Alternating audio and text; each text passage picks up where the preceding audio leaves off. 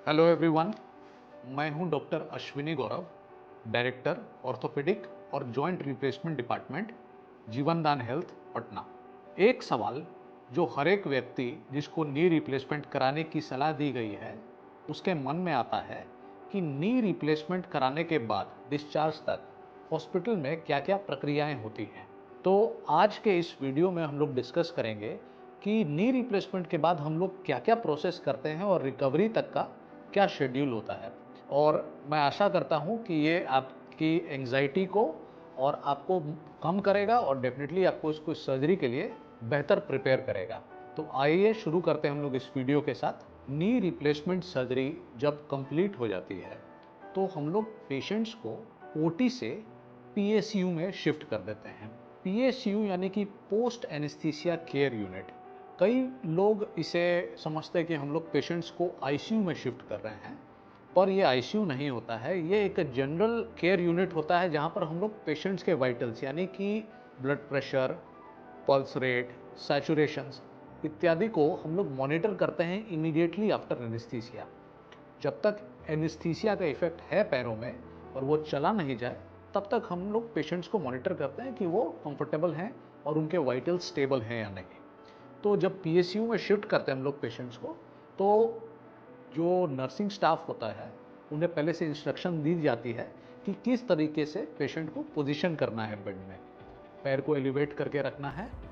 उसके बाद जो पीएसयू के जो नर्सिंग स्टाफ होते हैं वो करीब 6 से 8 घंटे पेशेंट को मॉनिटर करते हैं उनके वाइटल्स के लिए, कोई उन्हें कंप्लेन तो नहीं हो रहा है, उनका जो ड्रेसिंग है, जो पैर है उसमें एक्टिविटी वापस टाइमली आ रही है, कोई सोकेज वगैरह तो नहीं हो रहा है, और साथ ही साथ जो दवाइयाँ सर्जरी के बाद चलनी हैं उसको भी शुरू कर दी जाती है। ये मुख्यतः एंटीबायोटिक और पेन के लिए मेडिकेशन होती हैं। चूँकि हम लोग अपने पेशेंट्स को जिनको नी रिप्लेसमेंट करते हैं उनके पेन मैनेजमेंट में काफ़ी एफर्ट देते हैं। हमारे पेशेंट्स को हमारा टारगेट रहता है कि कोई भी तकलीफ़ आफ्टर सर्जरी नहीं हो। तो इसके लिए pain medication right from OT शुरू होता है, जो कि अगले 4 दिनों तक चलता है। एक बार जब 6 घंटे के बाद पेशेंट का एनपीओ ब्रेक किया जाता है तो फिर उन्हें हम लोग नॉर्मल डाइट पे शिफ्ट करते हैं और मुंह के द्वारा खाना और पानी देना शुरू कर देते हैं। जैसे ही पेशेंट्स खुद पानी पीना शुरू करते हैं तो जो आईवी फ्लूइड चल रहे हैं उसके ऊपर से डिपेंडेंसी उनकी हट जाती है और वो सारी रिक्वायरमेंट अपने शरीर की खुद अपने पानी पीकर कंप्लीट करते हैं। अगले दिन सुबह पेशेंट को हम लोग एक्सरेज कराते हुए उनके रूम में शिफ्ट कर देते हैं। शिफ्ट कराने के बाद जो सुबह का राउंड होता है उसमें हम लोग पेशेंट्स के हालचाल को जानते हैं और उनके पेन को असेस करते हैं। अगर पेशेंट कंफर्टेबल रहते हैं तो उनकी हम लोग फिजियोथेरेपी का एडवाइस शुरू देते हैं, जो कि फिजियोथेरेपी नेक्स्ट डे से शुरू हो जाता है। इनिशियली फिजियोथेरेपी में पेशेंट को लेटे से बैठने के पोजीशन में आना, चेस्ट की फिजियोथेरेपी और एंकल और नीज की फिजियोथेरेपी शुरू की जाती है। इस पे खास करके हमारा ध्यान रहता है कि हम लोग पेशेंट को हो सके तो नेक्स्ट डे से ही अपने पैरों पर खड़ा करें। एक बार जब पेशेंट अपने पैरों पर खड़ा हो जाते हैं तो फिर उन्हें उनका जो कॉन्फिडेंस होता है वो काफ़ी हाई हो जाता है। मैक्सिमम पेशेंट्स अगले दिन से ही चलना फिरना सपोर्ट के सहारे शुरू कर देते हैं और इस प्रक्रिया में हमारे हॉस्पिटल के फिजियोथेरेपिस्ट उन्हें मदद करते हैं। एक बार जब उनका चलना फिरना शुरू हो जाता है तो जो टॉयलेट केयर है वो भी उनके लिए आसान हो जाता है। हमारे फिजियोथेरेपिस्ट उन्हें गाइड करते हैं कि कैसे आप वॉकर के सहारे कॉरिडोर में चल सकते हैं या आप वॉशरूम जा सकते हैं।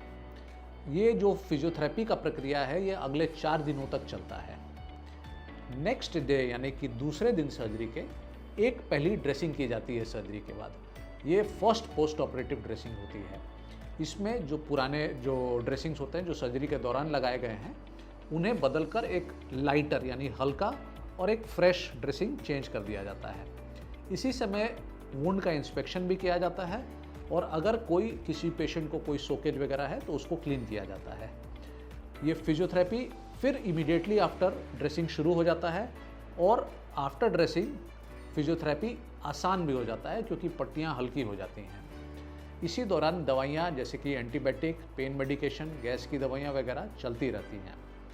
ये जो फिजियोथेरेपी और ड्रेसिंग का सेशन है ये 2 दिन और चलता है, और पोस्ट ऑपरेटिव 4th डे पे उस दिन हम लोग एक सेकेंड ड्रेसिंग करते हैं, और उसके बाद हम लोग पेशेंट को फिट मानते हैं कि वो घर जाने लायक हो चुका है। हमारा टारगेट रहता है कि 4 दिनों में पेशेंट अपने खुद के सपोर्ट से एक वॉकर लेकर चल सकें, एक टॉयलेट सीट पर बैठ सकें, और अगर पेशेंट कोऑपरेटिव रहें तो इवन उनको 2, 3, 4, 5 सीढ़ियाँ भी चढ़ना उतरना हम लोग सिखा देते हैं। इसके बाद हम लोग पेशेंट को एक एडवाइस डिस्चार्ज समरी देते हैं, जिसमें उनको घर पे क्या दवाइयाँ लेनी है, किस तरह का डाइट लेना है, और फिजियोथेरेपी का एडवाइस, ये सारा कुछ मेंशन रहता है। और उन्हें अपने नेक्स्ट यानी कि 14th डे ऑफ सर्जरी पे, जिस दिन स्टेपल्स ऑफ होगा, उस दिन के लिए बुलाते हैं। तो यही प्लान होता है जो सर्जरी के बाद हॉस्पिटल में अगले 4 दिनों में की जाती हैं। आई होप कि ये इन्फॉर्मेशन आपके लिए यूज़फुल हो, और आप इससे जानकारी को जानकर अपने आप को ज़्यादा बेहतर तरीके से प्रिपेयर कर सकें। तो हम लोग किसी और दिन मिलेंगे किसी और वीडियो के साथ। तब तक के लिए आप लोग अपना ख्याल रखें, खुश रहें। नमस्कार।